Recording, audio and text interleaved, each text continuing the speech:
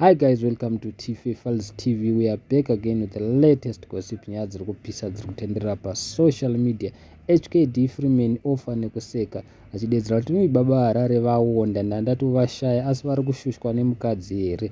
Asi aye baba harare vapindura vakati ivo vaonda munyama asi mumweya vakaonda komaranga mirandikudze mwana wangu sanga izvozvi zvimanje taonda panyama but pamweya makazimba takasimba iwo vamonya panyama mweya wera kuonda si but pastor muri kudya here ndiri kudya saka chii aiwa ndiri kudya mwere shoko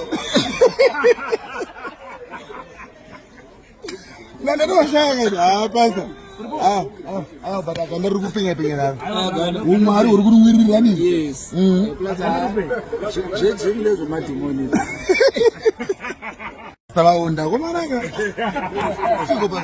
mirandikudze mwana wangu sanga izvozvi zvimanje taonda panyama but pamweya makazimba takasimba iwo vamonya panyama mweya wera kuonda si but pastor muri kudya here ndiri kudya saka chii aiwa ndiri kudya mwere shoko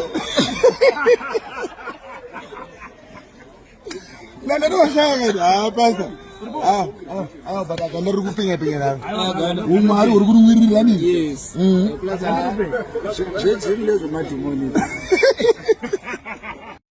I'm sure mazvinzwira mega zvazvitaurwa naHKD nababa harare. Baba harare vadedzera kuti vaonda zvavo panyama asi mumweya vakasimba zvisingaiti nekuti Freeman adedzera kuti ndandatokushayai. So nesuwo seTV Files TV kana tikatarisa tinongoona kuti aiwa baba harare pane zviri kutovanetsa. Pamwe maybe vari kufunga kuda kudzokera kuachiti family hatizive but pane zviri kutovanetsa. Pana kuti maybe vari kutoshushwa nemukadzi will never know.